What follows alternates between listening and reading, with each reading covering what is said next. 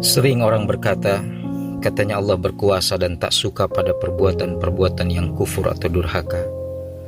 Lalu mengapa nyatanya orang-orang yang kelihatannya bergelimang dosa tetap saja ada, bahkan seperti hidupnya lebih sejahtera, rezekinya mudah, serta hidup mewah? Sementara kita yang taat beribadah dan setiap waktu berdoa kepada Allah begini-begini saja, apa adanya. Bahkan kadang hidup seperti banyak susah. Disinilah sebenarnya ujian dan kekuatan rahasia Allah. Kita yang beribadah dan taat kepada Allah diberi porsi rizki dan kesempatan yang terbatas, tentu tak lepas dari rencana Allah yang akan memberi kebahagiaan kelak. Mendidik bersikap tawakal dan bersyukur, memandang harapan dalam janji-janji Allah yang diimani benar adanya, mengerti akan ibrah sejarah masa lalu, serta tetap dekat dan ditemani Allah sepanjang arung kehidupan yang dilaluinya. Sebaliknya mereka yang berbuat buruk, mengingkari ayat-ayat Allah, serta terjebak di pusaran kesibukan duniawi yang mempesona, sebenarnya hanya akan menikmati sementara saja, karena di depan mereka ada jurang yang sangat dalam dan mengerikan, siksaan yang tertangguh.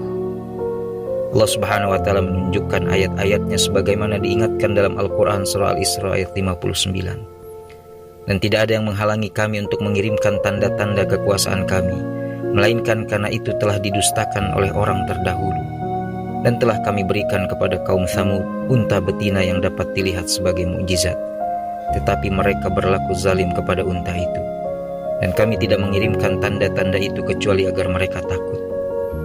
Ibnu Katsir dalam tafsirnya menerangkan bahwa Sunaid dari Sa'id bin Jubair bahwa kaum musyrik pernah berkata, "Wahai Muhammad, kamu mengaku bahwa sebelum kamu Allah juga mengutus para nabi yang lain. Di antara nabi itu ada yang dikaruniai mukjizat dengan ditundukkan kepadanya angin yang berembus dengan baik menurut perintahnya kemana saja yang dikehendakinya. Di antara mereka juga ada yang diberi mukjizat untuk menghidupkan orang yang telah mati. Oleh karena itu, jika kamu menginginkan kami beriman dan mempercayaimu, berdoalah kepada Tuhanmu untuk kami dengan mengubah seluruh bukit Sofa ini menjadi bukit emas." Imam Ahmad meriwayatkan Ibnu Abbas radhiyallahu anhu menuturkan kaum kafir meminta kepada Nabi Muhammad untuk memperlihatkan mukjizat dengan mengubah bukit Sofa menjadi bukit emas dan menundukkan pegunungan menjadi tempat yang amat baik untuk bercocok tanam. Lalu dikatakan kepada Nabi Muhammad, "Jika kamu mau, kami akan menangguhkan kepada mereka, dan jika kamu mau, kami dapat mengabulkan permintaan mereka. Tetapi jika mereka masih kafir, niscaya mereka akan binasa sebagaimana binasanya umat terdahulu." Nabi menjawab, "Tidak, tapi tangguhkanlah mereka." Kemudian Allah menurunkan ayat tersebut. Demikianlah Rasulullah SAW khawatir jika doa dikabul dan bukit Sofa menjadi emas, mereka tetap saja kafir. Karena emas sering membawa kerakusan, lupa diri, bahkan menjadi lebih durhaka lagi. Rasul memilih opsi penangguhan. Penangguhan adalah kesempatan agar ada waktu untuk mendakwahi, kiranya mereka dapat beriman dan bertaubat. Jika ternyata tidak, maka siksa yang tertangguh akan datang menurut kehendak Allah, dan tentunya siksa akhirat sudahlah pasti. Kita saat ini suka membandingkan kehidupan kita sendiri yang berat melaksanakan sholat, saum atau ibadah lain dengan orang atau komunitas lain yang ringan menunaikan kewajiban. Mengapa mereka yang minim ibadah, bahkan nampaknya tak beriman dan durhaka itu, nampak begitu mudah untuk hidup jauh lebih sejahtera? Bisnis sukses, berkuasa, kendaraan, dan rumah-rumah yang mewah, mudah rezekinya.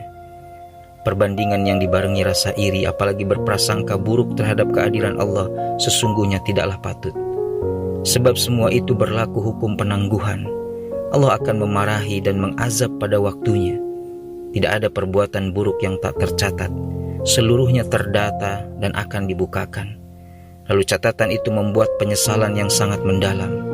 Tidak ada waktu untuk perbaikan, siksa yang tertangguhkan. Di akhirat nanti yang banyak melakukan dosa serta melupakan urusan Allah selama di dunia, siksa penangguhan akan didapat.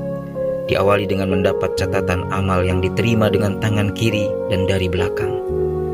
Dan adapun orang yang kitabnya diberikan di tangan kirinya, maka dia berkata, "Alangkah baiknya jika kitab tidak diberikan padaku, sehingga aku tak tahu bagaimana hisabku. Wahai kiranya kematian itu yang menyudahi segala sesuatu. Hartaku sama sekali tak berguna bagiku, kekuasaanku telah hilang dariku." Dan Allah kembali menegaskan, dan adapun orang-orang yang catatannya diberikan dari arah belakang, maka dia akan berteriak, celakalah aku.